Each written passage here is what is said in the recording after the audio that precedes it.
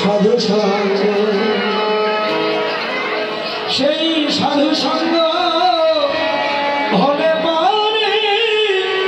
জন্ম থেকে উদ্ধার হয় সাধু সঙ্গ হলে পারে জন্ম থেকে উদ্ধার হয় সাধু সঙ্গ ভালো সঙ্গ সঙ্গ যাবার হলো কই সাধু সঙ্গ ভালো সঙ্গ হৃদয় গৌর হরি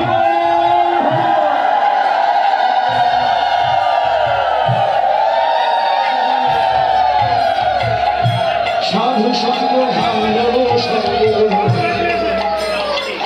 এই কি বলে না কি হলো ছাত্র দল যুব দল স্বেচ্ছাসেবক দল আবারও করছি সকল স্তরে ব্যবসায়িকদের নিয়ে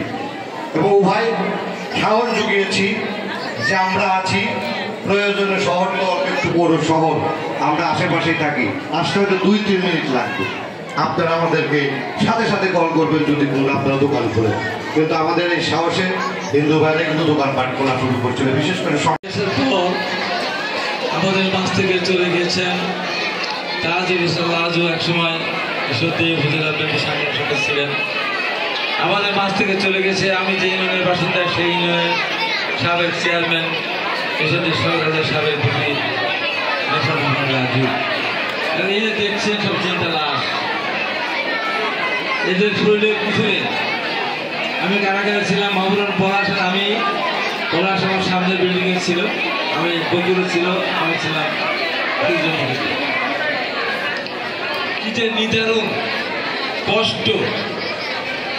একদম মিথ্যা ষড়যন্ত্র নেতা আখতারুজ্জামান আক্তার ভাই হয়তো আসতেন নিউজুল ভাল না আর রেজাউল শাহিন আমার সাথে অনুষ্ঠান ছিল হয়তো বেরিয়েছে পরে আসবে এখানে সবাই আমি আগে এসেছিলাম আমার তো শরীরে আমার এখানে সেলিম আছে সাধারণত আসেনি সাংবাদিক সেলিম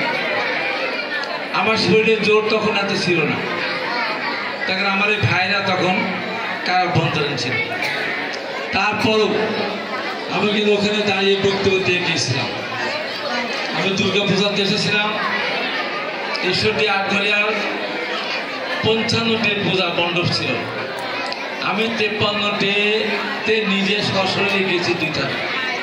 ১২টা পূজা ৩ দিন ধরে আপনাদের কাছে জানাব তারেক রহমানের পক্ষ থেকে কিছু শুভেচ্ছা আমি প্রত্যেকের কাছে গিয়ে পৌঁছে দিয়ে এসেছি যে যদি পারি নাই আমি যেতে সেখানে পৌঁছেছিলাম আমি কি বলেছিলাম যে আগামী দিনে বিএনপি রাষ্ট্রীয় ক্ষমতা গেলে আমরা মন্দির আর পাহারা দেব না হিন্দু ভাইদের পাশেও আমরা দাঁড়াবো কথা কি ঠিক আছে কেন মন্দির পাহারা দেব না বিএনপি রাষ্ট্রীয় ক্ষমতা গেলে তারেক রহমান এবং দেশনেত্রীর পক্ষ থেকে বিএনপির পক্ষ থেকে ঘোষণা করা হবে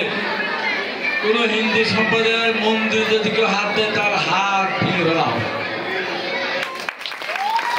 অত্যাচার করে তাকে ধরে প্রকাশ্যে বিচার করা হবে আর সারা রাত ধরে আপনারা পূজা করবেন আর আপনারা পাহারা না আপনারা আপনাদের মন্দির পাহারা দেওয়া লাগবে না কেউ আপনাদেরকে তাকাবে না ভবিষ্যতে স্পষ্ট করে আপনারা আমাদের